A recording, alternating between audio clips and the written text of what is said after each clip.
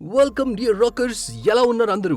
ఈ రోజు మనం మాన్స్టర్ సిరీస్ యొక్క పార్ట్ 14 చూడబోతున్నాం. ఒకవేళ మీరు ముందు 13 పార్ట్స్ చూడనట్లయితే వాటి లింక్స్ డిస్క్రిప్షన్ లో ఉన్నాయి, వెళ్ళి చూసేయండి. అప్పుడే మీకు స్టోరీ బాగా అర్థమవుతుంది. పార్ట్ 13 ఎండింగ్ లో జీనా తన ఎంప్లాయీ అంటే డోడో గ్రూప్ చైర్మన్ కొడుకు నేథన్ ఇల్లీగల్ బిజినెస్ చేయడం ద్వారా బ్లాక్ మనీ సంపాదించడమే కాకుండా తన ప్రొడక్ట్స్ లో హార్మ్ఫుల్ T9 కెమికల్స్ ని వాడినట్లు వీడియో ఎవిడెన్స్ ద్వారా ప్రూవ్ చేస్తుంది. పార్ట్ 14 స్టార్టింగ్ లో నేథన్ కి 6 సంవత్సరాల కఠిన కారాగార శిక్షతో పాటు కష్టమైన పనిని కూడా ఇవ్వబడుతుంది అని జడ్జ్ తీర్పిస్తారు. ఫ్రెండ్స్, జేజే నా పెద్ద పెద్ద ప్లాన్స్ ఫెయిల్ అయినప్పటికీ జీనా చూపెట్టిన ఈ చిన్న సాక్ష్యం నా పనిని చేసి పెట్టింది అని చాలా సంతోషంగా ఉంటాడు. జీనా కోర్టు నుండి బయటకు వస్తున్నప్పుడు చాలా బాధపడుతుంది, ఎందుకంటే ఇప్పుడు ఆమెను జాబ్ నుండి తీసేస్తారు అని. లీ ఆమెను పట్టుకుని డోంట్ వరీ, మేమంతా నీతో ఉన్నాము అని చెప్తాడు. కింద నిలబడి ఉన్న ఆండ్రూ, నువ్వు ఇంత ధైర్యవంతురాలివని నాకు తెలియదు, నీకు ఏం జరగనివ్వము, మేం నీతో నిలబడతాము అని అంటారు. జీనా నవ్వుతూ, నువ్వు డైలాగ్ చెప్పేటప్పుడు చాలా క్యూట్ గా ఉంటావు, కానీ ఇప్పటికే నన్ను డోడో గ్రూప్ వాళ్ళు జాబ్ నుండి తీసేసుంటారు అని అంటుంది.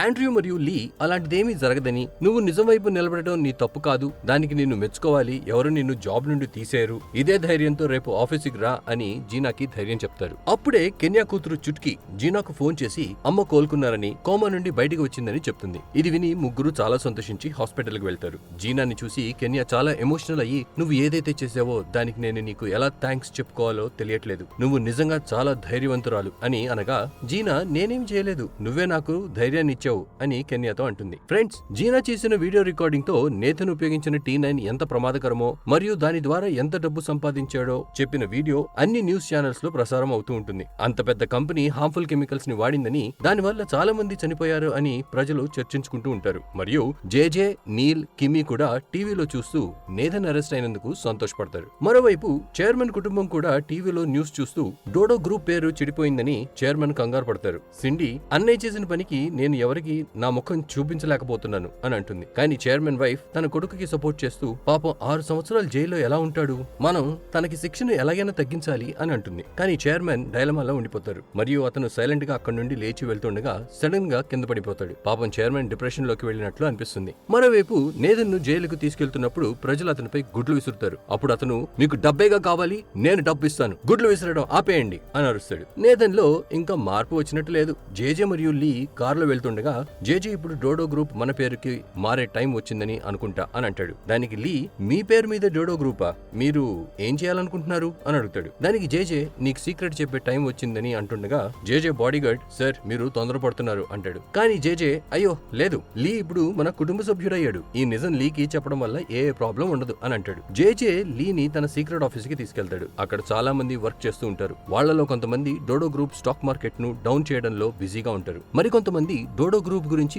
ఫేక్ న్యూస్ ప్రచారం చేస్తుంటారు. ఇలా చేయడం వల్ల కంపెనీ షేర్ వాల్యూ పడిపోతుంది. అప్పుడు జేజే తన ఫేక్ అకౌంట్స్ ద్వారా డోడో గ్రూప్ షేర్స్ ను కొనుక్కోవడం వల్ల మాక్సిమం షేర్స్ ఎవరి దగ్గర అయితే ఉంటాయో వాళ్లే ఆ కంపెనీకి బాస్ అవుతారని జేజే ప్లాన్. లీ జేజే ప్లాన్ మొత్తాన్ని అర్థం చేసుకుంటాడు. కానీ జేజేకి లీ ఎవరో తెలియక ఇదంతా తనకి చెప్పేస్తాడు. నెక్స్ట్ సీన్ లో లీ పెన్నీకి జేజే ప్లాన్ గురించి చెప్తూ, అతన్ని ఎలాగైనా ఆపాలి, లేదంటే డోడో గ్రూప్ అతని చేతిలోకి వెళ్తే మన ప్లాన్ మొత్తం పాడైపోతుంది, మనకి వారం కంటే ఎక్కువ టైం లేదు అని చెప్తాడు. మరోవైపు చైర్మన్ హెల్త్ బాలేదు కాబట్టి Cindy Dodo group share holders meeting కి వెళ్తుంది. కంపెనీ మునిగిపోతుందని షేర్ హోల్డర్స్ కోపం తెచ్చుకుంటారు. ఈ సమయంలో చైర్మన్, ఇక్కడ ఉండాల్సింది, ఆయన ఎక్కడున్నారు, మా పెట్టుబడులన్నీ ప్రమాదంలో ఉన్నాయి, ఈ సమయంలో అతను రాకుండా తన కూతుర్ని పంపుతున్నాడు, ఈ అమ్మాయికి ఏం తెలుసు అని అంటారు. అది విన్న సిండీకి కోపం వచ్చి వారిపై అరుస్తుంది. షేర్ హోల్డర్స్ కూడా ఆమెపై కోపం తెచ్చుకుంటారు. విషయం చాలా సీరియస్ అవుతుంది. కూతురు కూడా కొత్త సమస్య సృష్టించిందని చైర్మన్ కోపంగా ఉంటాడు. చైర్మన్ వైఫ్, అన్నయ్యని బ్లేమ్ చేసావు కదా, ఇప్పుడు నువ్వు చేసిందేంటి, ఒక మీటింగ్ కూడా సరిగ్గా నిర్వహించలేకపోయావు అని సిండీని తిడుతుంది. డోడో గ్రూప్ షేర్ వాల్యూ పడిపోతూ ఉండటంతో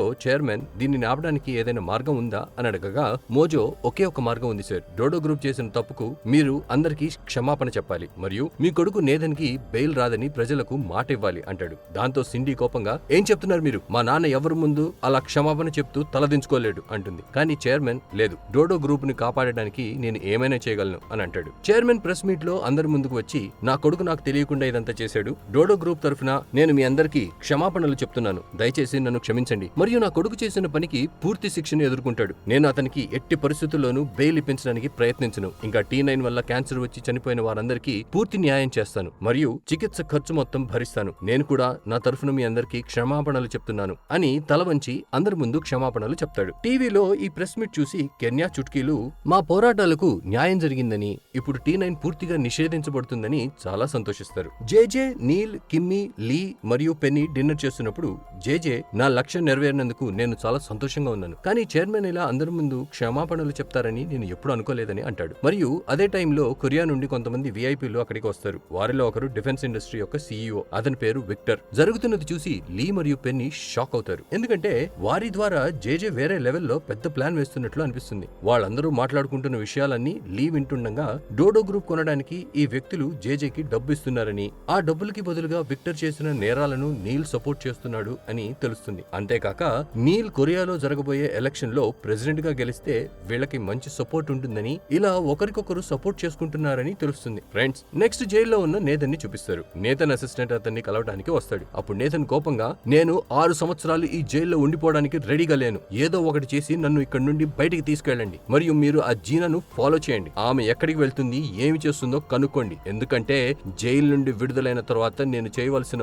మొట్టమొదటి పని ఆమెను చంపడం అని చెప్తాడు. ఫ్రెండ్స్, నెక్స్ట్ డే జీనా ధైర్యం చేసి ఆఫీస్కి వస్తుంది, కానీ అక్కడ ఎవరు ఆమె ముఖం వైపు కూడా చూడరు. ఆమె టీమ్మేట్ షెరిల్, ఏ ముఖం పెట్టుకుని ఇక్కడికి పని చేయడానికి వచ్చావు అని గొడవ పడుతుంది. జీనా టీం లీడర్ ఒక ఫైల్ ని ఆమె ముఖం మీదకి విసిరి, ఈ పనిని సాయంత్రంలోగా పూర్తి చేయి, లేదంటే రిజైన్ చేసి వెళ్ళిపో అని అంటాడు. ఫ్రెండ్స్, ఇదంతా చూస్తున్న ఆండ్రూకి బాధగా అనిపిస్తుంది, కానీ అతను జీనాకు సపోర్ట్ గా బయటికి ఏమీ చెప్పలేడు. పైన నుంచి చూస్తున్న సిండి జీనాని పిలిచి, నువ్వు ఇక్కడికి ఎందుకు వచ్చావు, మర్యాదగా ఇక్కడ నుండి వెళ్ళిపో, లేదంటే చాలా ప్రాబ్లమ్స్ ఫేస్ చేయవలసి వస్తుంది అని బెదిరిస్తుంది. అందుకు జీనా, చూడండి, నేను రిజైన్ చేయను అని చెప్పి వెళ్ళిపోతుంది. షెరిల్ జీనా కూర్చునే చైర్ ని కూడా తీసేస్తుంది. జీనా చాలాసేపు నిలబడి పనిచేస్తుంది. అందుకు ఆండ్రూ ఆమెకు నేరుగా సహాయం చేయలేకపోతాడు, కానీ అతను హౌస్ కీపర్ కి చెప్పి జీనాకు ఫుడ్ కొని తెచ్చి ఇవ్వమంటాడు. ఫ్రెండ్స్, జీనాకు నెక్స్ట్ జరగబోయే ఇబ్బంది గురించి తెలియకపోవచ్చు. అదేంటంటే జీనా ఆఫీసుకు వచ్చిందని తెలియగానే చైర్మన్ వైఫ్ కూడా ఆఫీసుకు వస్తుంది. ఇక జీనాని చూడగానే ఆమె చెంప మీద గట్టిగా కొట్టి, నువ్వు మా మీద వ్యతిరేకంగా సాక్ష్యం చెప్పి మా ఆఫీస్కే పనికి వచ్చావు, నీలాంటి అమ్మాయిని పెట్టుకుని చాలా పెద్ద తప్పు చేశాం, మా వెనక నుండి మమ్మల్ని కత్తితో పొడిచావు,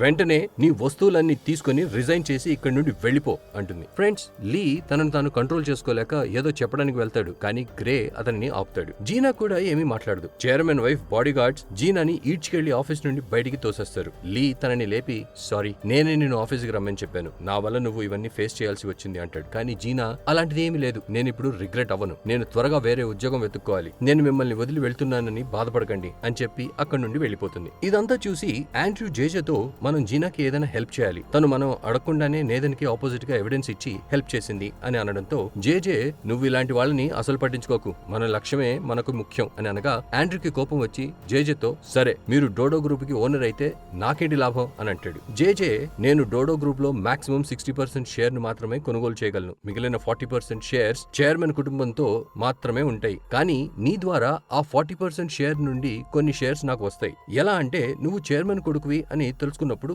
చైర్మన్ నీకు కూడా కొన్ని షేర్స్ ఇస్తాడు, మరియు ఆ షేర్స్ ఆధారంగా నేను డోడో గ్రూప్ యొక్క నిజమైన ఓనర్ని అవుతాను, కాబట్టి నాకు నువ్వు కావాలి. నాకు బిజినెస్ మీద ఇంట్రెస్ట్ లేదు, కానీ పవర్ఫుల్ బిజినెస్ మ్యాన్ గా మారడం ద్వారా నేను రాజకీయాల్లో పవర్ఫుల్ మ్యాన్ గా మారాలనుకుంటున్నాను, బిజినెస్ దానికి ఒక మార్గం అని చెప్పి అక్కడి నుండి వెళ్ళిపోతాడు. ఇంకోవైపు చైర్మన్ షేర్ వాల్యూ పడిపోవడం చూసి బాగా టెన్షన్ పడుతూ, ఎవరో ఇదంతా కావాలనే చేస్తున్నారు, వాళ్ళెవరో త్వరగా కనిపెట్టాలి అని చెప్తుండగా అతనికి ఒక పార్సల్ వస్తుంది. దానిని ఓపెన్ చేయగా అందులో ఉన్న ఆ ఫోన్ కే కాల్ వస్తుంది. నిజానికి ఆ ఫోన్ పంపింది లీ. చైర్మన్ కాల్ అటెండ్ చేయగా లీ తన వాయిస్ మార్చి, మీ షేర్స్ ఎందుకు పడిపోతున్నాయో తెలుసుకోవాలనుకుంటున్నారా అంటాడు. అందుకు చైర్మన్, ఎవరు నువ్వు, నేను నిన్ను ఎలా నమ్మగలను అని అడుగుతాడు. మీకు నన్ను నమ్మడం తప్ప వేరే ఆప్షన్ లేదు సార్, మీరు నన్ను నమ్మక తప్పదు అని ఒక ఆడియో ప్లే చేస్తాడు. అదేంటంటే, ఒక రోజు జేజే లీతో కలిసి కారులో వస్తున్నప్పుడు జేజే తాగిన సమయంలో తన ప్లాన్ గురించి చెప్తాడు. ఆ టైంలో లీ దానిని రికార్డ్ చేస్తాడు. అది చైర్మన్ కి వినిపించాక, డోడో గ్రూప్ చైర్మన్ కావడానికి ఎవరు ప్రయత్నిస్తున్నారో మీకు అర్థమై ఉండొచ్చు అని లీ చైర్మన్ తో అంటాడు. ఆడియో విన్నాక,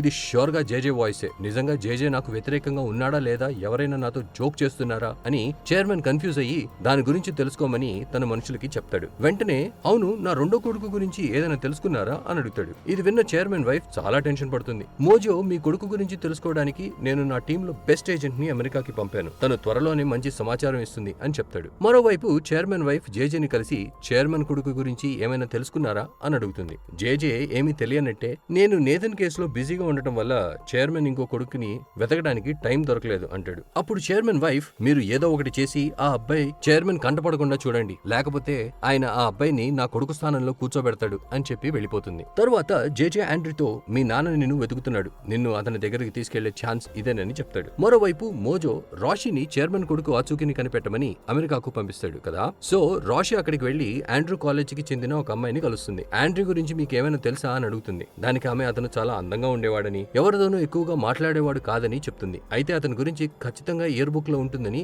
ఆ బుక్ చూపిస్తుంది. అందులో చూడగా రాషి పూర్తిగా షాక్ అవుతుంది. ఎందుకంటే అందులో ఆండ్రూ ఫోటో ఉంటుంది. ఆమె వెంటనే మోజోకి కాల్ చేసి అతనికి ఈ విషయం చెప్పబోతుంటే, నేను బిజీగా ఉన్నాను, నాకు మెయిల్ పంపండి, తర్వాత చూస్తాను అని అంటాడు. మోజో లిఫ్ట్ లో ఉండగా మెయిల్ ఓపెన్ చేయగా అందులో ఆండ్రూ ఫోటో చూసి షాక్ అవుతాడు. అప్పుడే లిఫ్ట్ లోకి జేజే ఆండ్రూ వస్తారు. మోజో ఆండ్రూని చూస్తూ చైర్మన్ కొడుకు ఇక్కడేం చేస్తున్నాడు అని ఆలోచిస్తూ ఉండిపోతాడు. వెంటనే వెళ్లి చైర్మన్ కి, మీ కొడుకు యుఎస్ లో కాదు, కొరియాలోనే ఉన్నాడు, నిజం చెప్పాలంటే అతను మీ కంపెనీలోనే పనిచేస్తున్నాడు అని చెప్తాడు. ఇది విన్న చైర్మన్ కి సంతోషంలో కాళ్లు నేల మీద ఆగవు. మేము ఎస్పీడీ టీమ్ లో రిక్రూట్ చేసుకున్న కొత్త క్యాండిడేట్స్ లో అతను ఒకడు. అది మాత్రమే కాదు సార్, జేజే చాలా రోజుల నుండి ఆండ్రూకి సపోర్ట్ చేస్తున్నాడని చెప్తాడు. చైర్మన్ కి అనుమానం వచ్చి, జేజే కావాలనే ఆండ్రూని ఇక్కడ పనిలో పెట్టినట్టు అనిపిస్తుంది అంటాడు. మోజో కూడా, అవును అది కూడా సాధ్యమే సార్, అతను ఏదో ఉద్దేశంతో ఆండ్రూని ఇక్కడికి తీసుకొచ్చి ఉంటాడు అని అంటాడు. జీనాకు ఏ ఆఫీస్ లో ఉద్యోగం రాదు. అందుకే ఆమె పెద్ద పెద్ద బిల్డింగ్స్ లో హౌస్ కీపింగ్ పనులు, నోటీసులు పంచడం, ఆ పని తర్వాత రెస్టారెంట్ లో వెయిటర్ గా కూడా పనిచేస్తూ ఉంటుంది.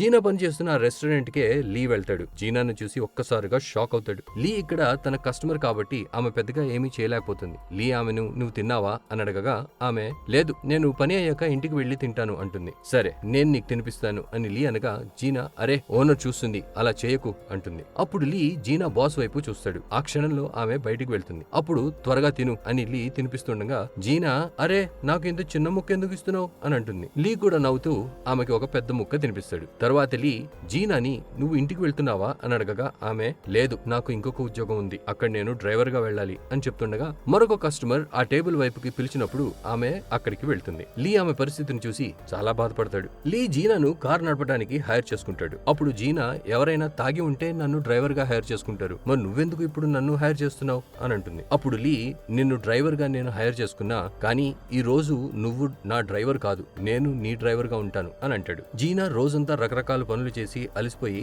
అలాగే కారులో కూర్చొని నిద్రలోకి వెళ్తుంది. లీ జీనాని ఇంటి దగ్గర డ్రాప్ చేసి, నేను నీకు మంచి టిప్ ఇస్తాను అంటాడు. అందుకు జీనా, దయచేసి నన్ను బాధ పెట్టుకు, నేను నీకు ఆల్రెడీ డబ్బును తిరిగి ఇవ్వాలి, కాబట్టి నువ్వు నాకు ఏమీ ఇవ్వకు, మన మధ్య స్నేహం మాత్రమే ఉండాలి, రుణం ఉండకూడదు అని, నీ డబ్బు కూడా నేను త్వరలోనే తిరిగిస్తాను అని చెప్పి వెళ్ళిపోతుంది. మరోవైపు చైర్మన్ ఆండ్రూని కలవాలనుకుంటున్నాడు కాబట్టి తన తండ్రితో తన మొదటి మీటింగ్ ఎలా ఉంటుందో తెలియక ఆండ్రూ భయపడతాడు. జేజే, నువ్వు భయపడకు, చైర్మన్ ని నువ్వు నాన్న అని పిలిస్తే చాలు, అతను నిన్ను ప్రేమగా దగ్గరికి తీసుకుంటాడు అని చెప్తాడు. కానీ ఆండ్రూ చైర్మన్ దగ్గరికి వెళ్ళినప్పుడు చాలా కంగారు పడతాడు. ఇద్దరు కాసేపు సైలెంట్ గా ఒకరినొకరు చూసుకుంటారు. చివరికి చైర్మన్ ఆండ్రూతో, నిన్ను ఈ కంపెనీలో జేజే జాయిన్ చేశాడా అని అడుగుతాడు. అప్పుడు ఆండ్రూ, దానికంటే ముందు నేను మిమ్మల్ని ఒక క్వశ్చన్ అడగాలి, మీరు మొదట మా అమ్మ గురించి అడుగుతారని నేను అనుకున్నాను అని అంటాడు. అప్పుడు చైర్మన్, అవును, ఆమెకి ఏం జరిగింది అని అడగగా ఆండ్రూ, ఇప్పుడు ఆమె గురించి తెలుసుకోవడం వల్ల ఉపయోగం ఏంటి, తను చనిపోయింది అని అంటాడు. చైర్మన్ ఆండ్రూతో, సరే అయితే నువ్వు చెప్పు, ఎందుకు డోడో గ్రూప్ లో జాయిన్ అయ్యావు అని అడగగా దానికి ఆండ్రూ, నాకు మా నాన్నని దగ్గరగా చూడాలనిపించింది, నాకు అతని మీద చాలా కోపంగా ఉంది, అసలు నా తండ్రి నన్ను ఎందుకు వెతకలేదు, వెతకడానికి ప్రయత్నాలు కూడా ఎందుకు చేయలేదు,